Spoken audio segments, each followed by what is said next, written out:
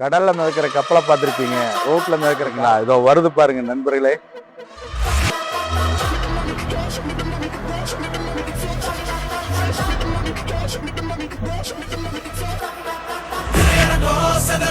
இவ பெயர் முழங்க கலக்கட்டும், கதறட்டும்,